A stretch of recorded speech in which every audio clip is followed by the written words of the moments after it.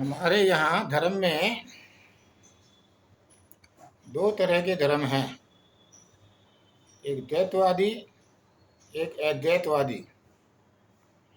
द्वैतवादी का मतलब है दो को मानने वाला। द्वैत मीन्स दो, भक्त और भगवान। बहुत बड़ी संख्या है इनकी।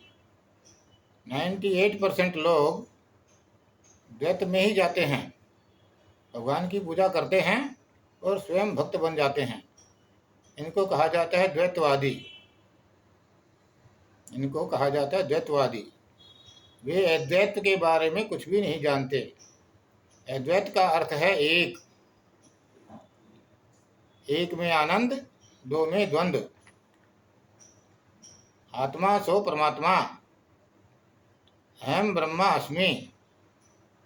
यह ज़्यादातर अधिकतर संत मुनियों को मालूम रहता है, ऋषि महर्षियों को मालूम रहता है कि हमारी आत्मा ही परमात्मा है।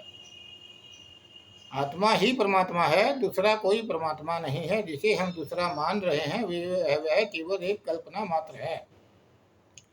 क्योंकि लाखों साल हो गए, लाखों सालों में इतने ऋषि महर्षि ब्रह्म ऋषि होकर चले गए। किसी ऋषि महर्षि ब्रह्म ऋषि ने आज तक यह नहीं बताया कि हाँ मैंने परमात्मा को पाया और मैंने परमात्मा को इस ढंग से पाया। किसी ने नहीं बताया।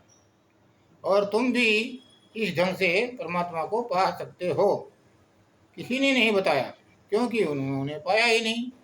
सारी जिंदगी उन्होंने राम नाम जाप करने में, माला फेरने में, तपस्या करने में, भूखा रहने में, उपवास करने में बिता दी।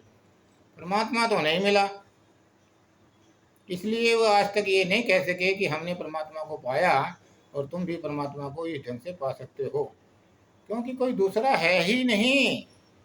इसीलिए अष्टावक्र गीता संसार में फेमस नहीं हुई, प्रसिद्ध नहीं हुई। क्योंकि अष्टावक्र गीता में अष्टावक्र जी ने जनक जी को सीधा सीधा उपदेश दिया है कि जिसे तुम दूसरा जान रहे हो, जिसे तुम दूसरा जान रहे हो वह तुम ही हो, दूसरा कोई नहीं है। दूसरा होता तो अभी तक सामने आ चुका होता। और यह बात 10,000 साल पहले रामायण काल की है। और श्री राम जी के ससुर को अष्टावक्र जी ज्ञान दे रहे हैं कि जिसे तुम भगवान मान रहे हो वह तुम्हारा भ्रम है। जिसे तुम भगवान मान रहे हो वह तुम्हारा भ्रम है, वह तुम ही हो। तुम्हारी आत्मा ही परमात्मा है। आत्मा कभी कुछ नहीं करती, परमात्मा भी कुछ नहीं करते। आत्मा सिर्फ देखती रहती है, परमात्मा भी देखते रहते हैं। ये सब कल्पना के पात्र हैं, वास्तविकता से इनका कोई संबंध नहीं। यह ज्ञान अष्टावक्र जी ने जनक जी को दिया था। हमें यह तो मालूम है कि जनक जी बहुत बड़े ज्ञानी थे, परंतु उनका वह ज्ञान क्या था, वह किसी को नहीं मालूम। और न ही वह जगत में ज़्यादा प्रचलित हुआ। क्यों नहीं हुआ?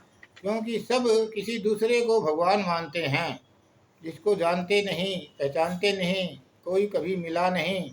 बस माला फेर लो, आरती उतार लो, पूजा कर लो, अपनी मन की इच्छाएं उनके सामने रख दो। भगवान मेरा यह काम कर देना, भगवान मेरा ध्यान रखना, भगवान को अनुचर की तरह इस्तेमाल कर लेना।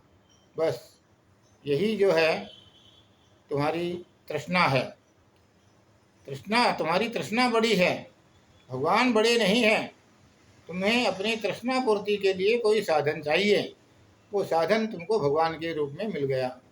तुम्हारी आशा है, वो आशा तुम्हारी पूर्ति होगी कि कोई तो है हमारी सुनने वाला। ये सब बातें हैं, कल्पना के खेल हैं। वास्तव में आप अष्टावक्र गीता को पढ़ो, बार बार पढ़ो और ज्ञान की प्राप्ति करो। मेरा इतना ही आपसे अनुरोध है। धन्यवाद, धन्यवाद।